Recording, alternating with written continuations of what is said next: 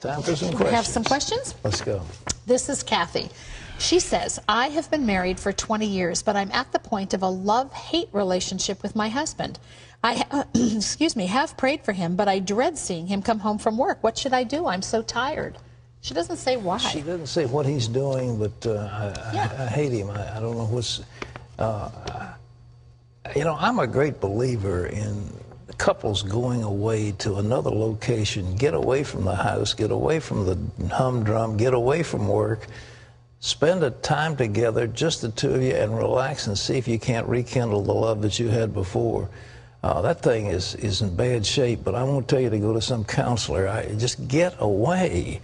And talk with each other. Yeah. Really, honestly. Well, I mean, have fun. If you like to sail boats, sail boats. If you want to fish, fish. If you want to hike in the woods, hike in the woods. If you want to, you know, play with a dog, do that. Do something. I mean, ride a horse, you know, ski, whatever you do, swim, something. But get away. I agree. All right. This is Marvin, who says, I'm a worship leader. A man asked me if he could play the guitar for our worship group. He's very talented and loves the Lord. However, he has several visible tattoos, some very offensive from before he became a Christian. I'm not sure if he should be in front of the church. I really don't know how to handle this situation. Let him do it and enjoy the tattoos. And if it's really offensive, it's some nasty thing on it, I mean, just say, look, Charlie, there's a satanic thing, cover it up. Yeah. Wear a shirt. Let him, I mean. He's been redeemed. He's been redeemed, and that'll show grace. And the people, you might have some young kids in the audience who think that's really cool. So it may be that'll win them. Don't be scared of that. This is Robert, who says, I have a problem with many churches today. They have loud bands and sing simple, repetitive songs.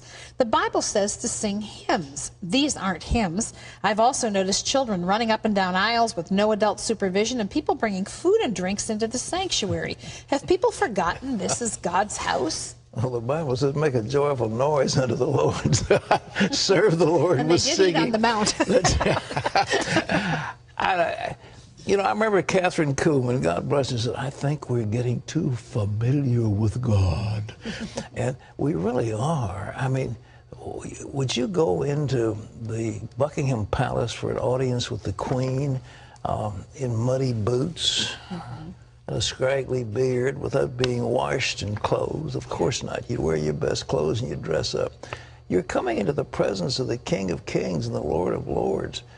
You know, the old-time priests, they had various rules of the way they dressed, and if they violated from those, they were in trouble.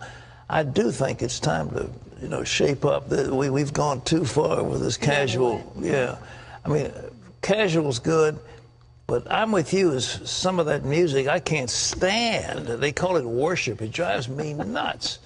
Really, I just can't stand it. Well, you know, a lot of churches, and I think this is really good, a lot of churches do a balance between the more contemporary worship songs and the hymns of the centuries that have meant so much to the church, and I think it's a nice combination. I had the privilege a few years ago of attending seminary, and one of the things we had was a course on worship.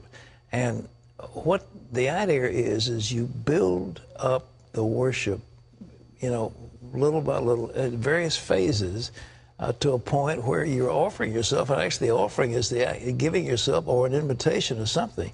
But just going on with music, one after the other, they don't tie together, they don't lead to some commitment, they don't lead to some expression of love for God. It's just more noise, no, not cool. I think a good worship leader does have them lead to something. Yeah. There is a line and a message. We had for our CBN little function yesterday, Gary Spell, who's a master. Awesome. He's awesome, but he's a real music. But otherwise, it's just you sing the song and you think, oh, this is a climax, and then you come back and you're down, and then you come up, and it's just cacophony. And all right, you've heard from your fondest critic.